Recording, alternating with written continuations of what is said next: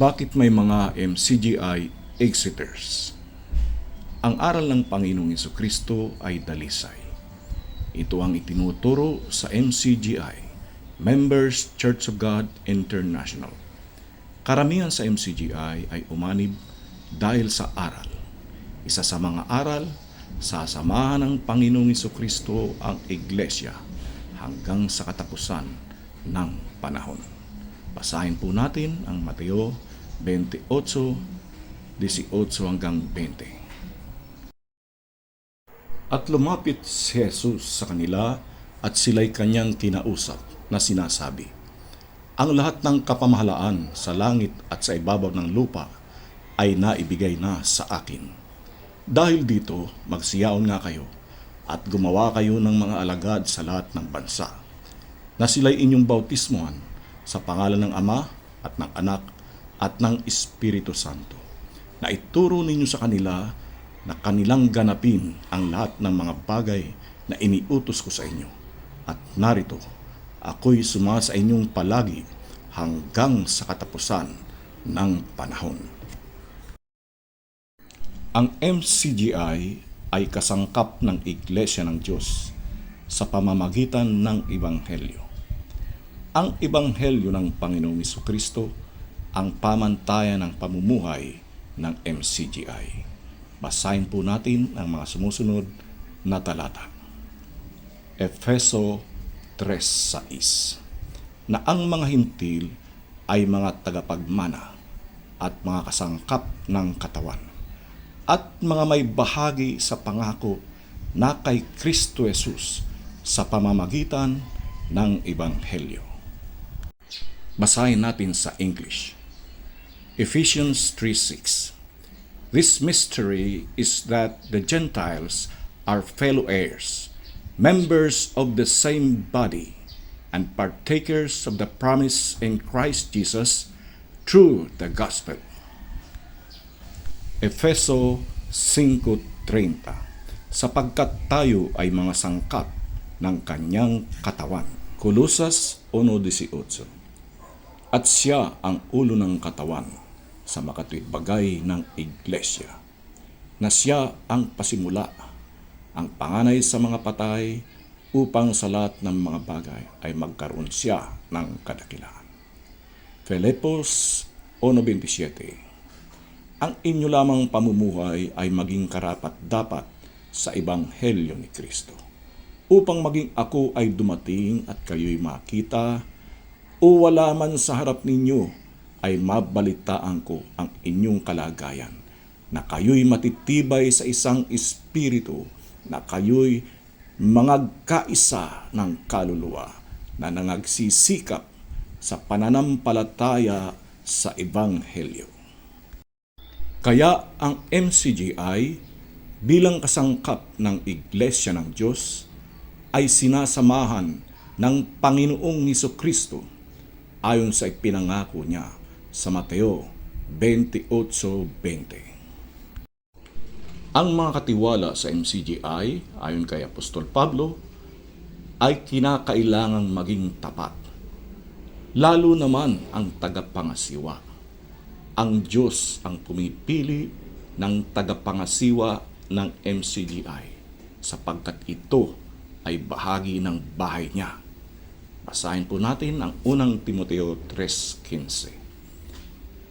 Ngunit kung ako'y magluwat ng mahabang panahon, ay upang maalaman mo kung paano ang dapat sa mga tao na ugaliin nila sa bahay ng Diyos, na siyang Iglesia ng Diyos na buhay at haligi at saligan ng katotohanan.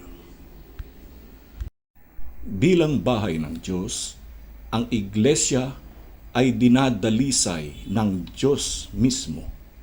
Basahin po natin ang sumusunod na mga talata.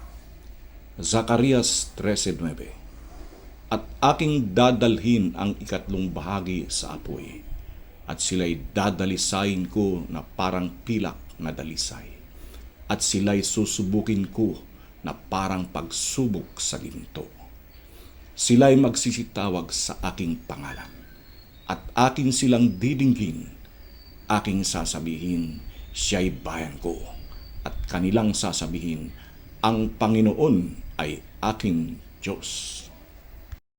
Daniel 12:9-10. At sinabi niya, yumaon ka ng iyong lakad, Daniel, sapagkat ang mga salita ay nasarhan at natatakan hanggang sa panahon ng kawakasan. Marami ang lilinisin at papuputiin at dadalisayin, ngunit ang masasama ay gagawa ng may kasamaan. At wala sa masasama na makakaunawa, ngunit silang pantas ay mga kakaunawa. 1:15-2. Ako ang tunay na puno ng ubas, at ang aking ama ang magsasaka. Ang bawat sanga na sa akin ay hindi nagbubunga, ay inaalis niya. At ang bawat sanga na nagbubunga ay nililinis niya upang lalong magbunga. Ang prosesong ito ng pagdadalisay ng Diyos sa iglesia ay patuloy. Sa realidad, maaring may makitang mga kaanib na gumagawa ng mga gawaing hindi marapat sa isang Kristiyano. Basahin po natin ang Ecclesiastes 3:16.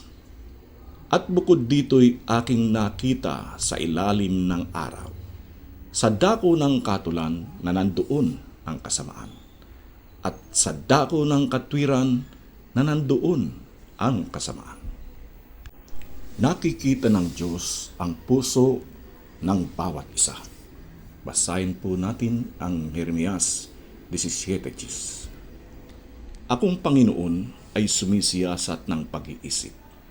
Aking tinatarok ang mga puso upang magbigay sa bawat tao ng ayon sa kanya-kanyang lakad, ayon sa bunga ng kanya-kanyang mga gawain.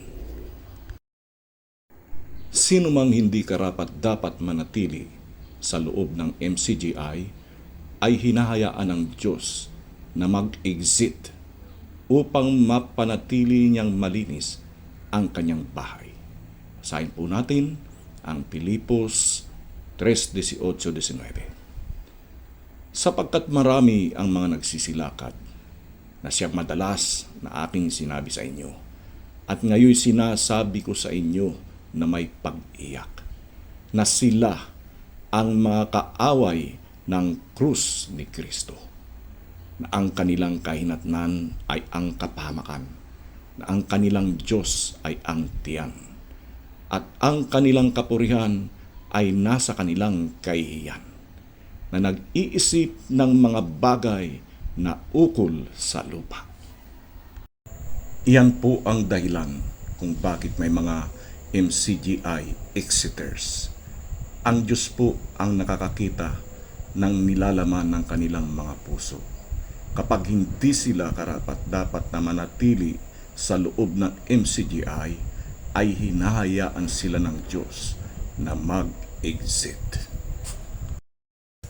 Bilang bahagi ng Iglesia ng Diyos, hindi madadaig ni Satanas at ng kanyang mga kampon ang MCGI, Members Church of God International. Tiyak na sila ay patuloy na magtatagumpay sa mga gawaing ipinagagawa ng Diyos sa kanila. Basahin po natin ang mga sumusunod na talata.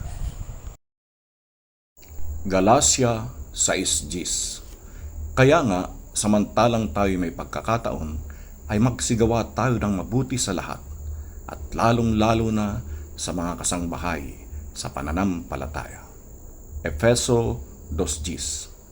Sapagkat tayo'y kanyang gawa na nilalang kay Kristo Jesus para sa mabubuting gawa, na mga inihanda ng Diyos ng una upang siya nating lakaran.